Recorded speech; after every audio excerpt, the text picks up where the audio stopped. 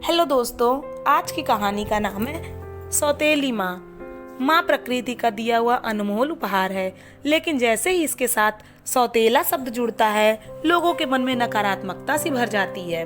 हमारे समाज में सौतेली माँ को झगड़ालू और अपने सौतेले बच्चों को कष्ट देने वाली तथा अपने पति के कान भरने वाली समझा जाता है।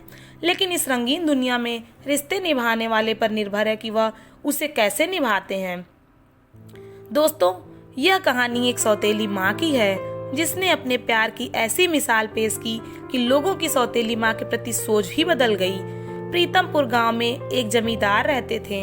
उनका 8 वर्ष का एक बेटा था, जिसका नाम विक्रम था।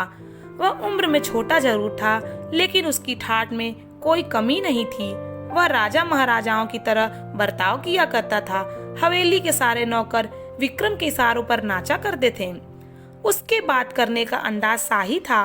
विक्रम की माँ यानी जमींदार की पत्नी का 6 माह पूर्व देहांत हो चुका था। जमींदार अपने बच्चे की जवाबदारी अकेले नहीं संभाल पा रहे थे, इसलिए वह दूसरी शादी करने का विचार करते हैं। गांव के पंडित जी उन्हें पहले ही कई रिश्ते दिखा चुके थे।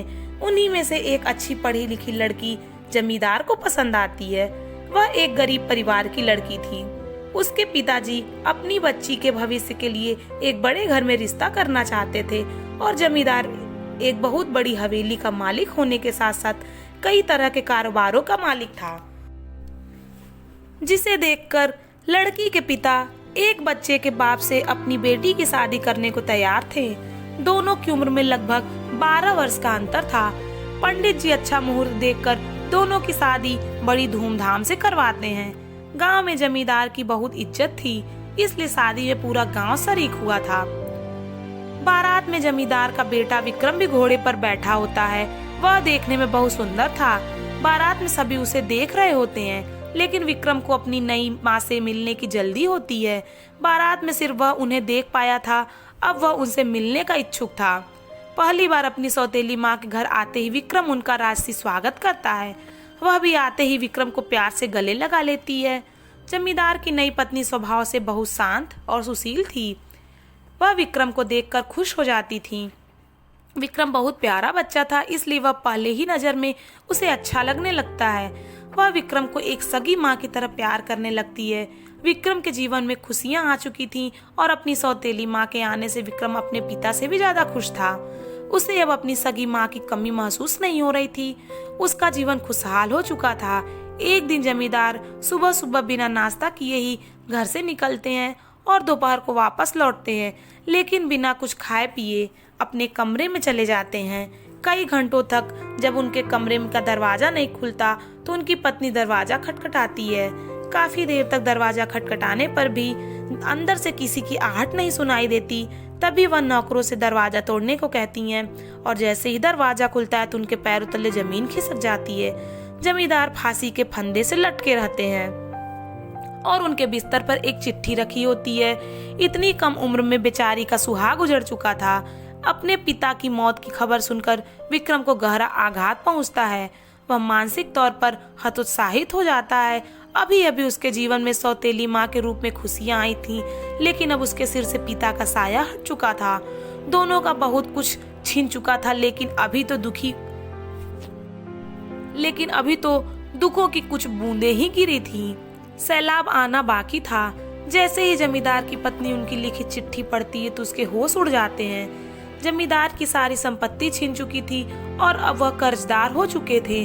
दरअसल उन्होंने एक प्रोजेक्ट में बैंक से लोन लेकर बहुत बड़ा निवेश किया था, जिसके लिए उन्होंने अपनी सारी जमीन जायदाद गिरवी रख दी थी, लेकिन वह प्रोजेक्ट बर्बाद हो गया, जिससे उन्हें भारी नुकसान हुआ और अब उनकी सारी संपत्ति नीलाम होने वाली थी।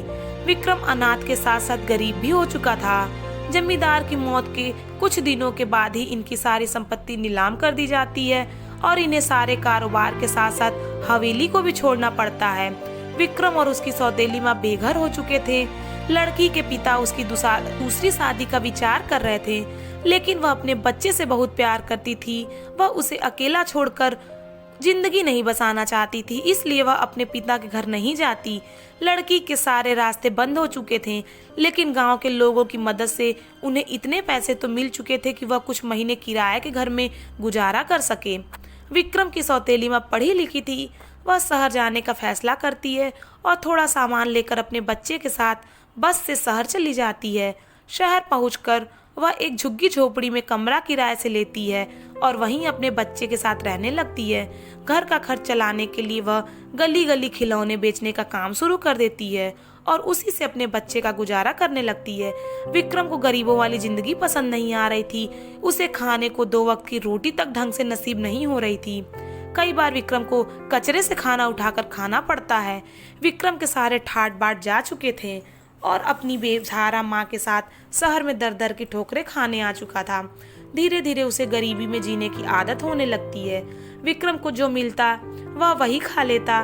विक्रम को रह रह कर अपने पिता की याद आती है, क्योंकि पिताजी की राज में उसे 56 भोग से सुशोभित भोजन प्राप्त होता था।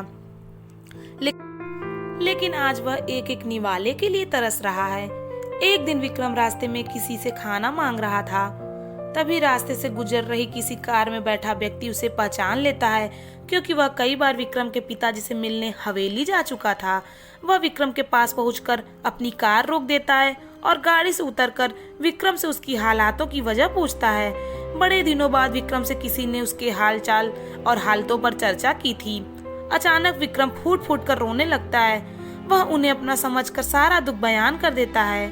यह व्यक्ति एक बहुत बड़े व्यापारी थे और वह जमींदार को अपना अच्छा दोस्त समझते थे, लेकिन व्यापारिक यात्राओं के कारण कई सालों से वह जमींदार से नहीं मिल पाए थे। जैसे उन्हें जमींदार की मौत का पता चलता है तो उन्हें भी बहुत बड़ा झटका लगता है। वह विक्रम से कहते हैं कि तुम लोग इस समय कहाँ रह रहे हो बेटा। विक्रम उन्हें अपनी झोपड़ी में ले जाता है और अपनी सौतेली माँ से मिलाता है। वह उनकी कुछ मदद करना चाहते हैं, इसलिए कुछ पैसे निकालकर विक्रम की माँ के हाथों में दे देते हैं। लेकिन वह खिलौनों से इतना कमाने लगी थी कि अब वह किसी का एहसान नहीं लेना चाहती थी। जैसे ही इन्हें पता चलता है कि विक्रम की माँ खिलौने बेचती हैं, वह खुश हो जाते हैं, क्योंकि इत्तेफाक से इनकी भी एक खिलौने की फैक्ट्री है और इन्हें एक अच्छी सेल्स गर्ल्स की तलाश थी। विक्रम की सौतेली माँ सड़क पर खिलौने बेचते बेचते एक कुशल विक्रेता बन चुकी थी और वह इनकी कंपनी में नियुक्त होती है। अपनी कड़ी मेहनत और लगन से 2 सालों के अंदर खुद की एक छोटी सी खिलौने बनाने की फैक्ट्री खोल देती है और अब धीरे धीरे इनकी जिंदगी बदलने लगती है। विक्रम भी अपनी सौतेली माँ के साथ खिलौने की फैक्ट्री में काम करने लगता है।